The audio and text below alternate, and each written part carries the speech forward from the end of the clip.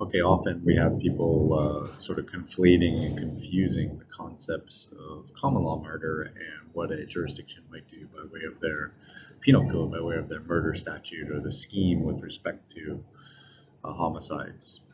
This slide's going to attempt to clear it up. So, unlawful killing of another human being with malice aforethought, that is the particularized, specific intent element that goes into common law murder.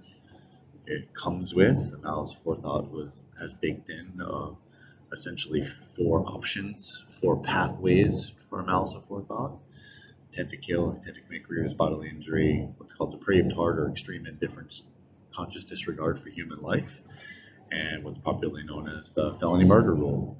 So that is common law murder. There are no degrees. There's no second degree, first degree.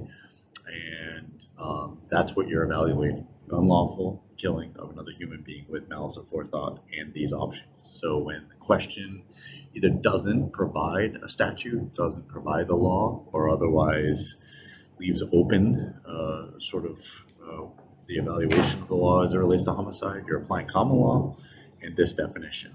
And really, for my purposes, there's only one sort of option to come from it that was also worked out in common law, and that is the discount, the mitigation from murder to manslaughter under what's called the heat of passion or provocation. So when there's adequate provocation and someone's sufficiently heated because of some established situations, and therefore their actions, they still did it, they still likely did it with intent to kill, but because they operated qualified for this mitigating defense of heat of passion, it was manslaughter at common law. And that's really it. We're talking about murder and manslaughter, two concepts that were conceived of in common law. No degrees, two different terms.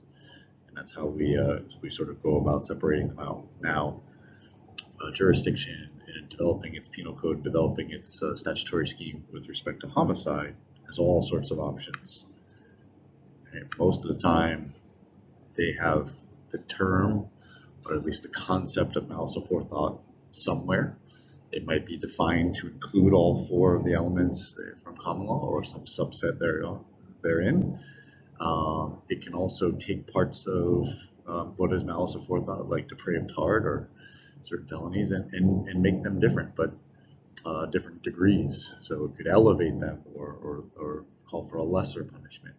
So malice aforethought is often second degree. Here you see it in a second degree murder is sort of all other crimes that are unlawful killing of another human being with malice aforethought is usually some type of residual, some type of second degree.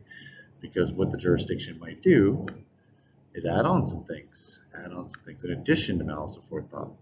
Maybe there's a certain manner of killing, poison, lying in wait, explosives, those types of things. Maybe it's they select certain felonies that they're trying to deter, certain felonies.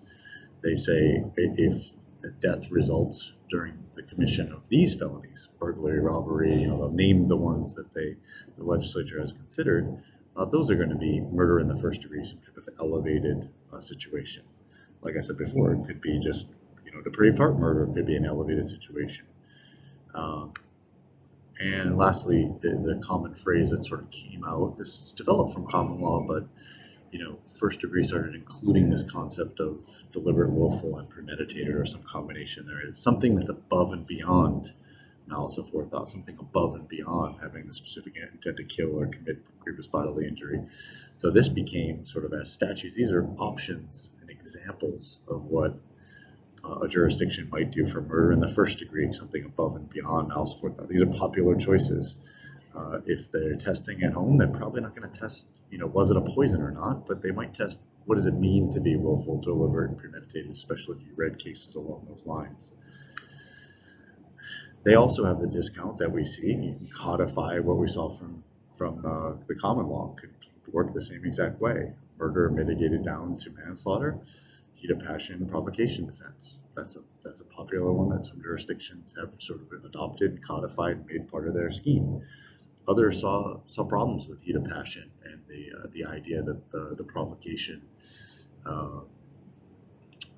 how it was being dealt with by the courts. So they sort of came up with a corollary to it called extreme emotional disturbance. That is was there some type of diminished capacity? Was there some type of intent was affected in some way, or they sort of temporarily acted in this way because of this extreme emotional disturbance, which might not necessarily require provocation. It might not necessarily relate to a specific event or a specific set of circumstances, as heat of passion and adequate provocation often do. And then there's all sorts of other options by way of discounts. You could have involuntary manslaughter, or providing for imperfect defenses, including imperfect self-defense, or other types of reckless negligence, homicide, some type of criminal negligence, some type of wanton, gross negligent behavior, where death is foreseeable. We saw from the model penal code, which is how they handle intent. There's purposeful, there's knowing, there's reckless, there's negligent. That can apply to homicide as well. So the statutory side of this can make any number of choices, pulling off some of the definitions and concepts that we have in the very simple side on the left of the murder, and they can also add in some things. They could add in certain manners of killing, like we saw. They can add in terms like deliberate, willful, and premeditated. Once they started putting those in their statutes, then the courts were interpreting them and giving them meanings that should make its way into your outline. Same thing with new terms that we find that find themselves into a substantial amount of statutes, like extreme emotional distress or involuntary manslaughter, or even negligent homicide. Those terms are defined, but this should help separate out what was at common law, what would we need to know for common law, especially if no statute is provided, and some of the options available to the jurisdiction that you might see on an exam as sort of provided for, oftentimes from the model penal code.